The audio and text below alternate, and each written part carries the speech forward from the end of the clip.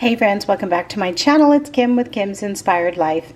I'm in the kitchen today. I'm going to be making some homemade clam chowder. Raleigh loves clam chowder, and clam chowder, in my opinion, tastes best when it's homemade. So I like to make it, and here are the ingredients that I'm going to be using. It's a really easy recipe. And okay, so you need some bacon. You need some butter. I always use imperial margarine, but you can use real butter if that's what you like.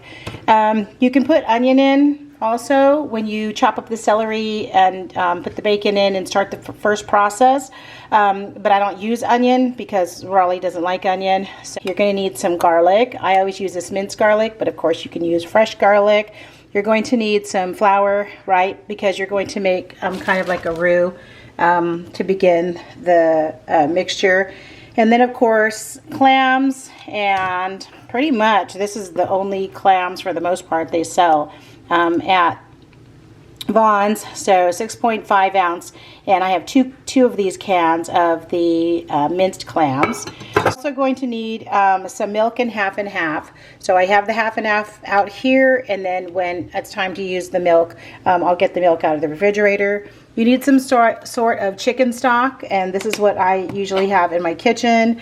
And then bay leaves. I did have to buy some today because I did not have any. The bay leaves that I had in my kitchen, I think I've had for a while, so I went ahead and threw them out and bought some fresh ones.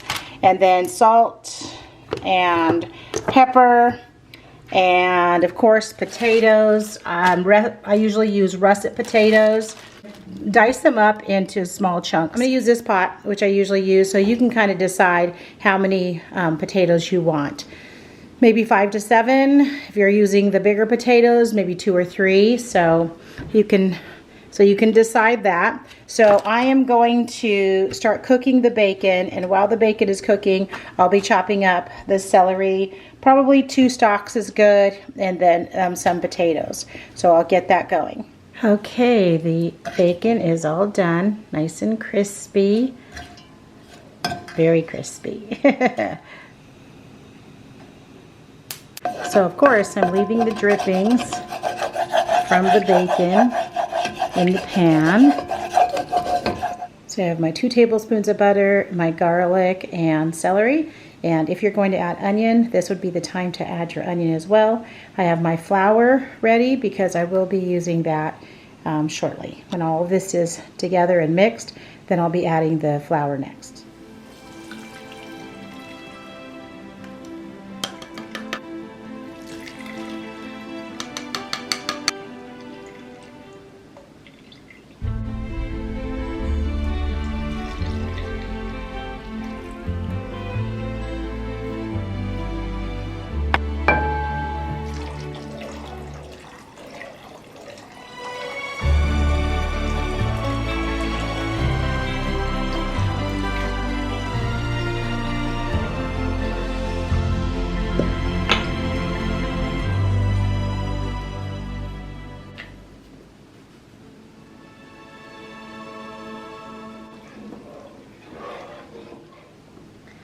After about maybe 3 or 4 minutes, you're going to see that the sauce is getting a little bit thicker.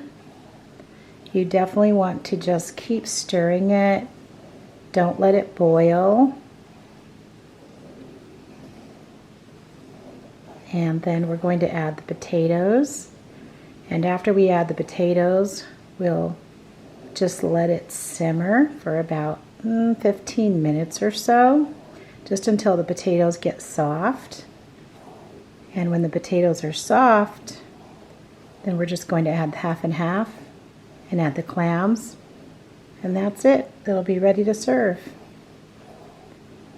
At that point, you want to be pretty close to serving, or else take your clam chowder off the heat, because you don't want to keep the clams cooking because they will get too mushy.